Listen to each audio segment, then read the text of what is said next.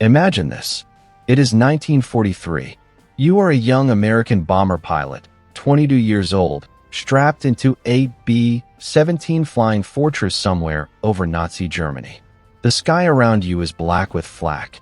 German fighters are tearing through your formation like wolves through a flock of sheep. You watch the plane to your left explode in a fireball. You watch the one to your right spiral downward, trailing smoke, no parachutes visible. Your hands are shaking. Your oxygen mask fogs with every breath. And you know, with cold certainty, that the odds of you surviving 25 combat missions over Europe are worse than a coin flip. You know that statistically, you are already dead. That is not drama. That is not Hollywood. That is the documented, historical reality of the Allied strategic bombing campaign in 1943. And yet, somewhere in England, on a muddy airfield, sits a plane that is about to change everything. A plane that was nearly canceled before it was built. A plane that the British asked for, the Americans almost ignored, and the Germans genuinely feared. A plane that some historians argue, without exaggeration, shortened the war by as much as 2 years. This is the story of the North American P-51 Mustang. And when you hear what this single aircraft did to the course of World War II, you will understand why aviation historians call it the most important fighter plane ever built. To understand why the Mustang mattered so much, you first have to understand just how catastrophically the Allied bombing campaign was failing before it arrived on the scene.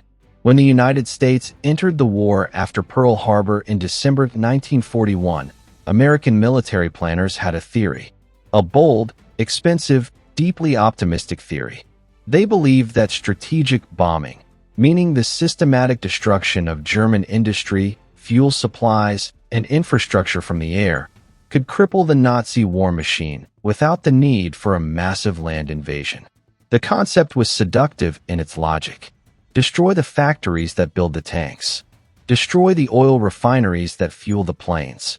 Destroy the rail yards that move the soldiers. Do all of this from 30,000 feet, and you force Germany to its knees without losing hundreds of thousands of men in the mud of Western Europe. The Americans had another belief layered on top of this. They believed in what they called precision daylight bombing. British RAF Bomber Command had already been running bombing campaigns over Germany, but they flew at night to avoid the devastating German fighter defenses. Night bombing was safer for the crews, but it was wildly inaccurate. Bombs fell miles from their intended targets. Cities burned instead of factories. The British had essentially accepted this as the cost of doing business. But American planners, armed with the Norden bomb sight, a sophisticated targeting device that they genuinely believed could drop a bomb into a pickle barrel from 20,000 feet, decided they would bomb in daylight. They would hit exact targets with precision. They would destroy the German war economy systematically, surgically, and decisively. What happened instead was a catastrophe. The B-17 Flying Fortress and its companion, the B-24 Liberator, were extraordinary aircraft for their time. They were big, rugged, heavily armed with .50 caliber machine guns bristling from every angle, and they could carry thousands of pounds of bombs deep into enemy territory. American planners believed that formations of these bombers, flying tight together and combining their firepower into interlocking fields of fire, could fight their way through the German defenses without fighter escort. After all, how deep could fighter escorts actually go? The fighters of 1942 and early 1943 simply did not have the range to accompany the bombers all the way to Germany and back. The P-47 Thunderbolt, the primary American fighter in the European theater in those early days, was a magnificent combat aircraft. But even with drop tanks, external fuel tanks that could be jettisoned when combat began, the P-47 could only escort bombers about halfway to the German border before it had to turn back. After that, the bombers were on their own, and the Luftwaffe was waiting. The German fighter pilots of the early war years were some of the most experienced combat aviators in the world. Men like Adolf Galland, Erich Hartmann, and hundreds of others had been flying and fighting since the Spanish Civil War, since the Battle of Britain, since the early campaigns over Poland and France. They knew exactly what they were doing. And when the American bombers crossed into unescorted airspace, the German fighters pounced with ruthless efficiency. They had worked out precise tactics for attacking the bomber formations. They came in from the front, head-on, at closing speeds of over 600 miles per hour, giving the bomber gunners barely a second to respond. They attacked from above and below, outside the range of the gun turret's effective arc. They targeted the lead aircraft first, knowing that disrupting the formation leader would scatter the other planes and make them easier to pick off individually. The losses were staggering. In the summer and fall of 1943, the 8th Air Force, the primary American bombing force operating out of England, was being bled white. On August 17, 1943, 176 B-17s attacked the ball-bearing plants at Schweinfurt and the Messerschmitt aircraft factory at Regensburg. 60 bombers were lost. 600 men were either killed or captured. That was a loss rate of nearly 17% in a single mission. The military planners had calculated that a loss rate above 5% was unsustainable. At 17%, you could mathematically destroy your entire bomber force in 6 missions. And Schweinfurt was not a one-time disaster. It was a pattern. October 14, 1943, known forever after as Black Thursday, saw the 8th Air Force send 291 B-17s back to Schweinfurt. 60 more bombers were shot down. Another 17 lost to damage after they returned. 600 more men gone. The loss rate was over 26%. After Black Thursday, the mission planners quietly suspended deep penetration raids into Germany. They simply could not afford to continue. The strategic bombing campaign, the grand theory that was supposed to win the war from the air, was on the verge of total collapse. The men who flew those missions knew the mathematics as well as anyone. You needed 25 completed combat missions to be rotated home. In the autumn of 1943, the average bomber crew member's statistical life expectancy was 15 missions. Think about what that means. These men climbed into their aircraft every time knowing that the numbers said they would not survive long enough to go home. They flew anyway. They went back up every time they were ordered to. The courage required to do that is almost beyond comprehension. But courage alone cannot defeat a determined, well-organized fighter force. What these men needed was protection. What they needed was a fighter that could go all the way with them, stay and fight over the target, and bring them home. What they needed was the P-51 Mustang. And the story of how that aircraft came to exist is one of the most remarkable tales of engineering, improvisation, and accidental genius in the history of aviation. The origin of the Mustang is itself a fascinating piece of history, because the aircraft that would save the Allied bombing campaign was not initially an American idea at all. In early 1940, the British Purchasing Commission was in the United States shopping for aircraft. Britain was already at war with Germany and desperately needed fighters. They approached North American Aviation, a California-based company that at the time was primarily known for building training aircraft. North American had never built a frontline combat fighter. The British asked them to build P-40 Warhawks under license, aircraft already designed by Curtiss. North American's president, James Kindleberger, made an audacious counterproposal. "Give us 120 days," he said, "and we will design you an entirely new fighter from scratch. A fighter that will be better than the P-40 in every measurable way." The British agreed, more out of desperation than confidence. What happened next was one of the most impressive engineering achievements in aviation history. North American's design team, led by chief designer Edgar Schmud, who had actually worked for Fokker in Germany before emigrating to the United States, threw out conventional thinking and started fresh. They used the very latest aerodynamic research coming out of American University wind tunnels. They designed an entirely new type of wing, a laminar flow wing, that was dramatically thinner and more aerodynamically efficient than anything on existing fighter aircraft. The laminar flow wing reduced drag by keeping the airflow smooth and attached to the wing surface for much longer than a conventional wing could manage. The result was an aircraft with significantly better performance at high speeds and much better fuel efficiency than its contemporaries. They also paid obsessive attention to every source of aerodynamic drag on the airframe. Every rivet was flush. Every surface was as smooth as they could make it. The radiator, which on most liquid-cooled fighters created significant drag, was positioned in a carefully designed duct under the fuselage that actually used the heated exhaust air to generate a small amount of additional thrust, the so-called Meredith effect. This was not an accident. This was engineering elegance applied to the problem of making an aircraft go faster without adding more engine power. The result was a plane that, when it finally flew, was faster and had better range than almost anything else flying in 1940. North American met their 120-day deadline. The prototype NA-73X flew for the first time on October 26, 1940, just 102 days after the contract was signed. The British were impressed enough to order large quantities immediately. They named the aircraft the Mustang.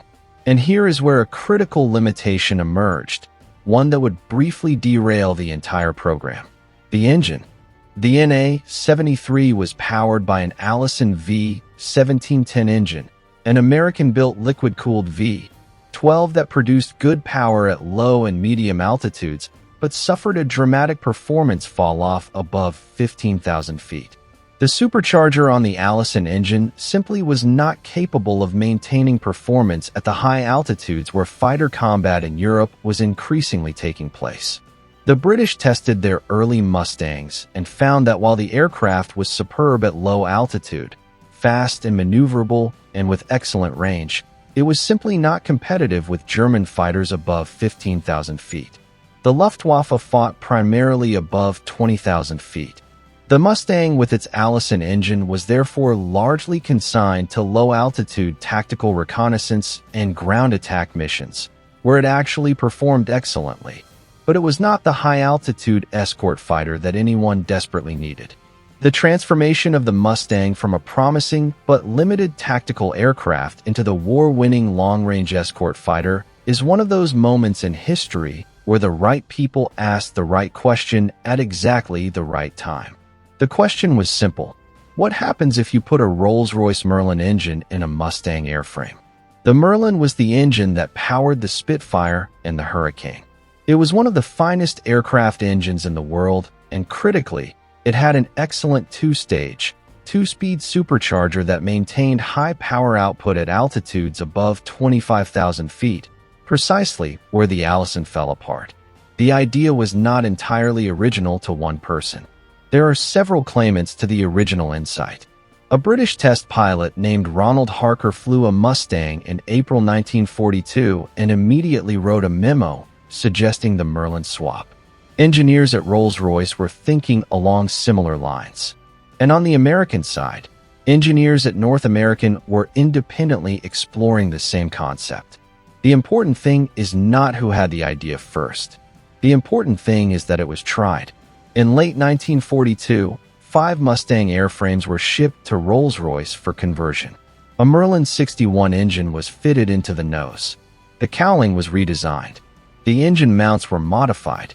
And in October 1942, the Merlin-powered Mustang flew for the first time. The results were astonishing. The aircraft's speed at altitude went from around 390 miles per hour to over 440 miles per hour. Its ceiling went from under 30,000 feet to over 41,000 feet.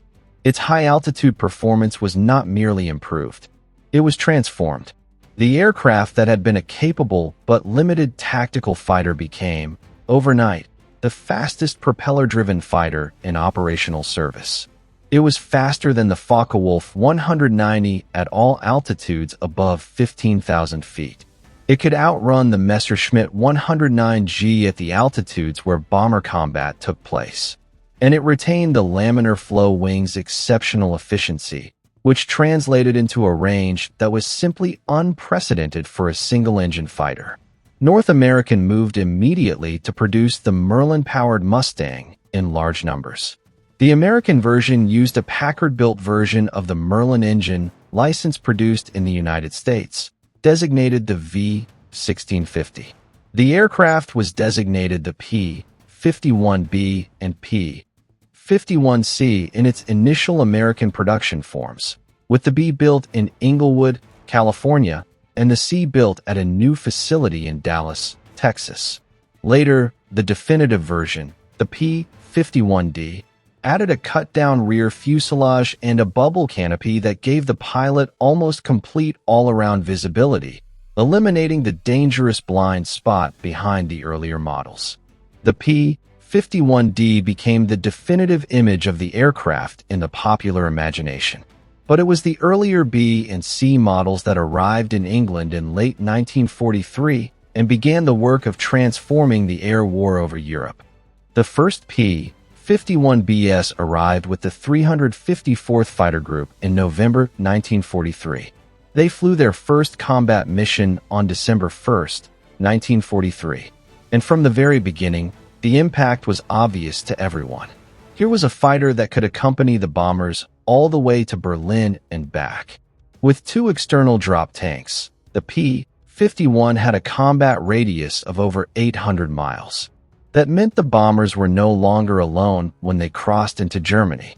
That meant the Luftwaffe could no longer simply wait for the escorts to turn back and then tear into the undefended formations. The equation had changed fundamentally and permanently. But it was not just the presence of the Mustangs over Germany that changed things.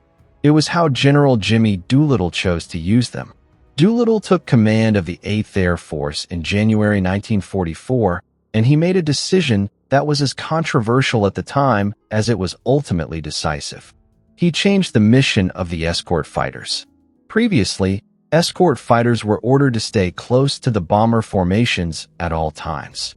Their job was purely defensive. They were not to pursue German fighters away from the bombers. They were to act as a shield, nothing more. Doolittle threw this doctrine out completely. He told his fighter pilots, "Your job is to destroy the Luftwaffe, in the air and on the ground. Go find them. Pursue them. Shoot them down wherever you find them. Don't wait for them to come to you. Hunt them." This was a philosophical revolution in the use of fighter aircraft. Instead of passive protection, the Mustangs became an aggressive, offensive force designed not merely to defend the bombers, but to systematically destroy German air power. They would escort the bombers to the target, certainly, but any German fighter that appeared was to be engaged and destroyed. And on the way home, if there was fuel remaining, the Mustangs were authorized to drop down to low altitude and strafe German airfields, destroying aircraft on the ground, shooting up fuel dumps, terrorizing mechanics and ground crews. The results were devastating for the Luftwaffe. In February 1944, the 8th Air Force launched what became known as Big Week, a series of massive coordinated bombing raids against German aircraft manufacturing facilities, hitting factories in Regensburg, Augsburg, Stuttgart, Braunschweig, and other centers of German aviation production.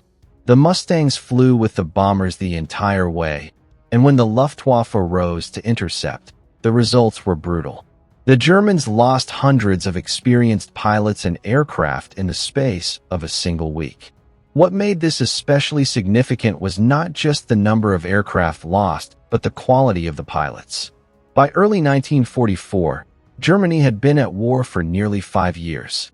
The veterans of the early campaigns, the experienced aces who had been flying since 1939, were irreplaceable. Germany's training pipeline could produce new pilots, but it could not quickly produce experienced combat aviators. Every veteran pilot killed over Germany in February 1944 represented years of irreplaceable experience destroyed in seconds. The Mustang pilots understood their advantage and pressed it relentlessly. Men like George Preddy, who would become the highest-scoring American Mustang ace with 26 aerial victories. Don Blakesley, the aggressive, tireless commander of the 4th Fighter Group, who seemed to live in the cockpit of his P-51. Don Gentile, who General Dwight Eisenhower himself called a one-man air force. These were not just skilled pilots. They were hunters, and they were armed with the finest hunting weapon in the sky. The air battles of early 1944 were of a ferocity and scale almost impossible to imagine today. On some days, hundreds of aircraft were engaged in combat across thousands of cubic miles of sky. Bombers and fighters twisted and turned in vast, chaotic, three-dimensional battles that could last for hours.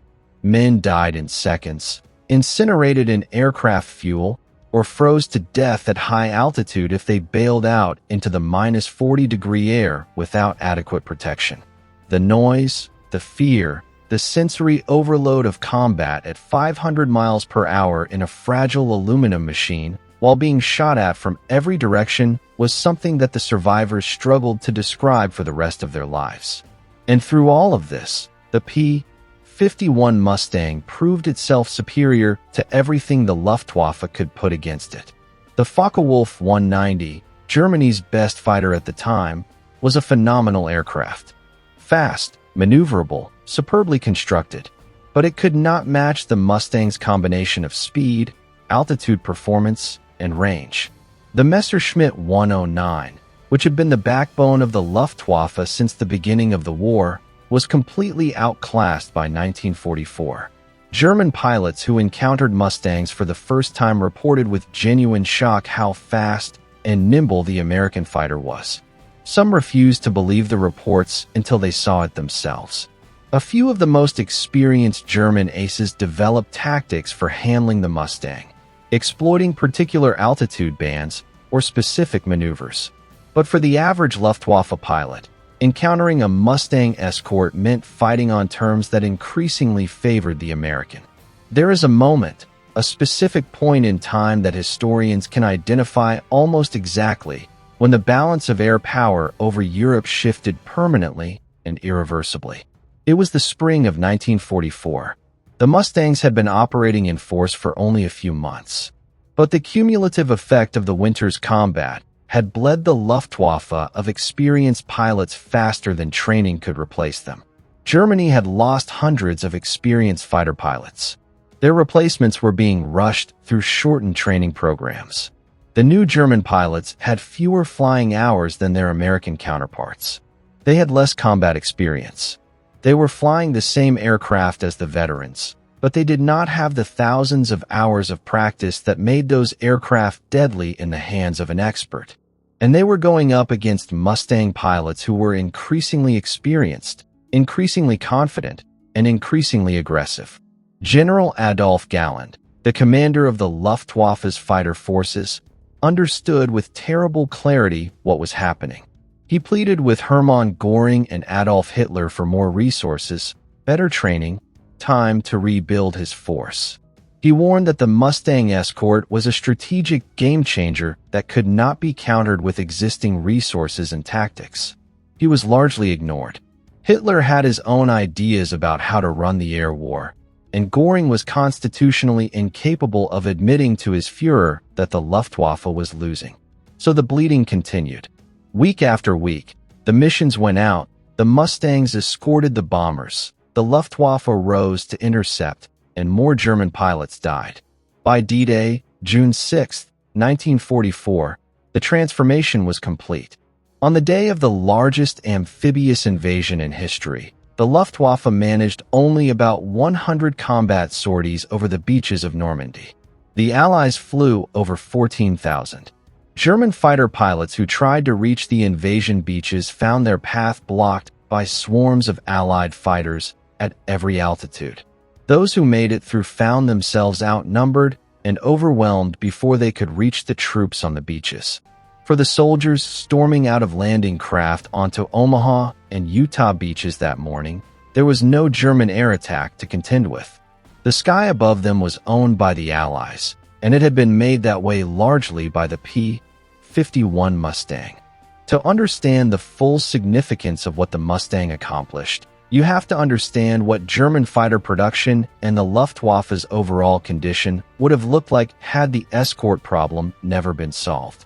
Imagine the bombing campaign had continued at the attrition rates of autumn 1943. The 8th Air Force would have been forced to abandon deep penetration raids entirely. German industry, insulated from strategic bombing, would have continued to produce aircraft, tanks, artillery, and ammunition at full or even increasing rates. Albert Speer, Hitler's armaments minister, was already working miracles of industrial organization, dispersing factories underground, rationalizing production methods, squeezing more output from available resources. With the bombing campaign neutralized, those efforts would have been even more effective. German fighter production actually increased dramatically during 1944, reaching its peak despite the bombing, because Speer managed to disperse and protect the manufacturing base. But the pilots to fly those planes were being destroyed faster than they could be trained. The aircraft were there. The experienced men to fly them were not. The Mustang's other great contribution to the final victory in Europe was its role in destroying Germany's oil supply. In May 1944, American strategic bombing finally shifted its focus to a target set that proved to be genuinely decisive: the synthetic oil plants and natural oil refineries that supplied the Wehrmacht with the fuel it needed to fight. The Plosti oil fields in Romania, the synthetic oil plants at Luna, Bolin, Zeitz, and dozens of other locations became priority targets. The Luftwaffe understood the existential threat this represented and threw everything it had into defending these facilities. The resulting air battles over German oil targets were among the largest and most ferocious of the entire war, and the Mustangs were there for all of them. Without the Mustang escort, the oil campaign could not have been prosecuted. With it, the bombers got through often enough and in sufficient numbers to cripple Germany's fuel production. By the summer of 1944, German fuel production had dropped by over half compared to the previous year. By autumn, it was down by more than 90% at some facilities. The effect on German military operations was catastrophic. The Wehrmacht began to run out of fuel. The Luftwaffe began to ground aircraft that could not be kept flying without fuel for training or operations. Tank crews were trained in vehicles that were then left stationary because there was no fuel to move them. The famous German counteroffensive in the Battle of the Bulge in December 1944 was in part specifically planned around the need to capture Allied fuel supplies, because Germany no longer had adequate fuel of its own. When the German armored spearheads ran dry and halted in the snow of the Ardennes, the oil campaign conducted under Mustang escort was a significant reason why. Let us talk for a moment about the men who flew the Mustang, because this story is not just about airframes and engines and strategic bombing doctrine. It is about human beings who strapped themselves into these machines and flew them into the most dangerous airspace in the world. The average P-51 pilot in the 8th Air Force was 22 or 23 years old. Many were younger. They had gone from civilian life, from college campuses and farms and factories, through a training program that lasted a year or more, and then found themselves flying combat missions over Germany. The learning curve was brutal. New pilots who survived their first few missions began to develop the instincts and situational awareness that made the difference between life and death. Those who did not develop those instincts quickly enough did not survive. The physical demands of flying a P-51 in combat were severe. The aircraft was not forgiving of mistakes. At the speeds and altitudes where combat took place, control forces were heavy. Pulling high G-forces during combat maneuvering caused the vision to gray out and then black out as blood was forced away from the pilot's brain. The oxygen equipment could malfunction. The cockpit heated unevenly, roasting the pilot on one side and freezing him on the other. On long escort missions of 6, 7, or 8 hours, the physical and mental exhaustion was profound. Pilots navigated, monitored their fuel, watched for enemy aircraft, communicated on the radio, managed their engine settings, and tried to keep track of the bomber formations they were protecting, all simultaneously, all while knowing that a single moment of inattention could be instantly and permanently fatal. And then there is the story of the Tuskegee Airmen, the 332nd Fighter Group, the all-black fighter unit that flew P-51 Mustangs as escort for heavy bombers in the Mediterranean theater. These men faced not only the enemy in the air, but a military establishment and a society back home that told them they were inferior, that they were incapable of the performance and the judgment required of fighter pilots. They proved every one of those prejudices wrong in the most conclusive way possible by becoming one of the most effective fighter escort groups in the entire Mediterranean theater. Their record of protecting bombers was remarkable. Their combat achievements were genuine. And they did all of this while dealing with the daily humiliation of a segregated military that offered them separate facilities and fewer opportunities than their white counterparts. The story of the Tuskegee Airmen flying Mustangs over Italy and Germany is one of the most important chapters in both American military and civil rights history. It deserves to be told in full, and it has been. But in the context of the P-51's larger story, it represents something essential. The Mustang in the hands of any skilled pilot, regardless of the color of that pilot's skin, was a war-winning instrument. The technical innovations embedded in the P-51 design influenced aircraft development for years after the war.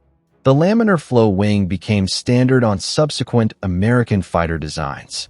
The attention to aerodynamic cleanliness that North American applied to the Mustang established new standards for the industry. The integration of the radiator into the aircraft's aerodynamic profile pioneered techniques that continued to be refined. When jet aircraft began to replace propeller-driven fighters in the years immediately after the war, many of the engineers who designed those first jet fighters had cut their teeth on the Mustang program. The P-51 was not just the culmination of propeller-driven fighter design. It was, in many ways, the foundation from which the jet age was launched. After the war in Europe, the Mustang story was not finished. The P-51 served extensively in Korea, where it flew ground attack missions that were among the most dangerous of that conflict. Many of the pilots who flew Mustangs in Korea had also flown them in World War II. The aircraft they flew was not dramatically different from the ones that had escorted B-17s over Berlin less than a decade before. That was a testament to how advanced the original design had been. Even against early jet fighters, the Mustang proved competitive at low altitudes in the ground attack role, and some of the early air-to-air engagements between Mustangs and jets were closer than the conventional wisdom might suggest. The question of the title of this story deserves direct address. Could you really say that the P-51 Mustang was worth $50,000 and that it won World War II? The price, adjusted from original production costs, is broadly accurate for the era. And won the war? That is obviously a simplification. Wars are won by millions of people, by industrial capacity, by logistics, by the decisions of political leaders, by the sacrifices of soldiers in every branch of service.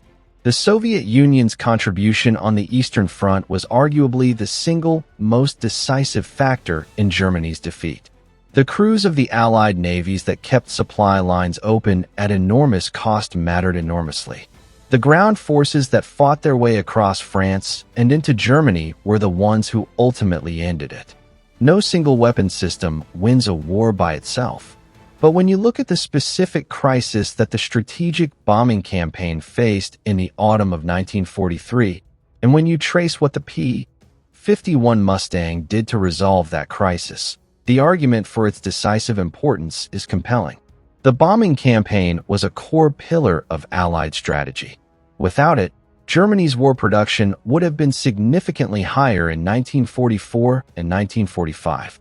With it, and critically with the Mustang escort that made it sustainable and effective, Germany's oil supplies were destroyed, its aircraft production was disrupted, its experienced fighter pilots were killed faster than they could be replaced, and its military capacity was systematically degraded in preparation for the invasion of Europe. The Mustang made all of that possible. Without the Mustang, or something very like it, the strategic bombing campaign would have been forced to scale back dramatically. The consequences of that scaling back could have extended the war by months or years. The greatest testimony to the Mustang's impact comes perhaps from the men it fought against. German fighter pilots who survived the war were almost unanimously respectful, often reverential, in their descriptions of the P-51. They knew when they had met their match. They knew when they saw a Mustang formation appear over the bomber stream that the day was going to be difficult and dangerous in a way that previous escort fighters had not made it. They knew that the rules had changed. One German pilot, recalling his first encounter with Mustangs, said simply that it was then that he understood the war was lost. Not the war on the ground, not the war in general, the war in the air. And in 1944, to lose the war in the air over Germany was to lose the ability to protect anything that mattered. Factories, oil, rail lines, troop concentrations. If the sky belonged to the Allies, then everything beneath that sky was vulnerable. The P-51 Mustang was produced in enormous numbers. Over 15,000 were built before production ended. They served with the air forces of more than 50 nations over the decades following the war. Many survive today, lovingly restored, their aluminum skins polished to a mirror shine, their Merlin engines still producing that extraordinary sound that anyone who has heard it once never forgets. That deep, slightly uneven, almost musical roar that the Merlin produces at full power is unlike anything else in aviation. When a restored P-51 flies at an airshow today, the crowd goes quiet in a way that does not happen for any other aircraft. There is something about the Mustang that reaches people even now, decades after its operational service ended. Something that speaks to the combination of beauty and lethality, of engineering elegance and martial purpose, that makes it unlike almost anything else ever built. The young men who flew these aircraft in 1944 are very old now, or they are gone. The memoirs they left, the interviews they gave, the accounts they shared with historians and with their children and grandchildren add up to a picture of something extraordinary. Ordinary young men, drawn from every corner of American and Allied society, given an extraordinary machine, and sent to do something that changed the course of history. They were afraid. They were often cold and uncomfortable and exhausted. They lost friends in terrible ways, saw things that never entirely left them. And they kept going back. Day after day, mission after mission, they climbed back into the Mustang and went back to work. When we look at the P-51 Mustang today, we are looking at more than an aircraft. We are looking at the physical expression of a civilization's determination to defend itself and to prevail. We are looking at the product of thousands of engineers and factory workers and mechanics and designers who poured their best work into every rivet and control surface. We are looking at a machine that was carried into the most dangerous environment in the history of armed conflict by young men who had every reason in the world to be terrified and flew anyway. And we are looking at the artifact of a technological breakthrough, the marriage of an outstanding airframe with an outstanding engine that arrived at exactly the moment it was most desperately needed and changed everything. The strategic bombing campaign that the Mustang rescued was not a perfect operation. Bombs missed their targets. Civilians died. Entire city blocks were destroyed in attacks that historians still debate the necessity and proportionality of.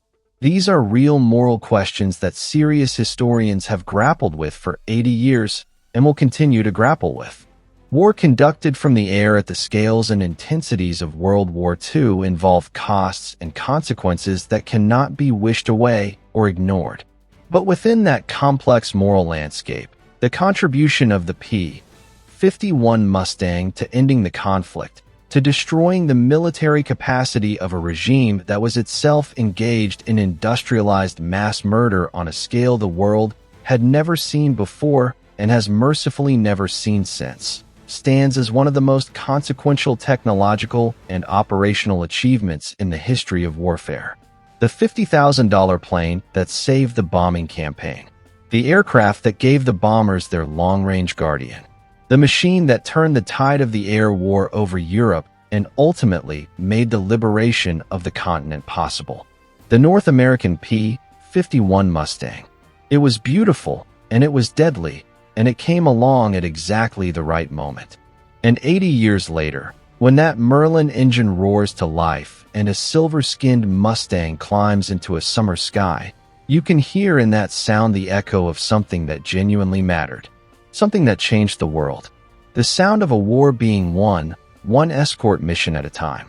If you have made it this far in this story, you already understand why the aviation community holds the P-51 Mustang in a reverence bordering on the sacred.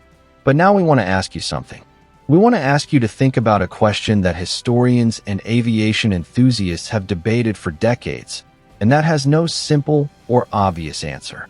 If the P-51 had never been developed, if the Merlin engine swap had never been made, if the escort problem had never been solved, how different would the war in Europe have looked?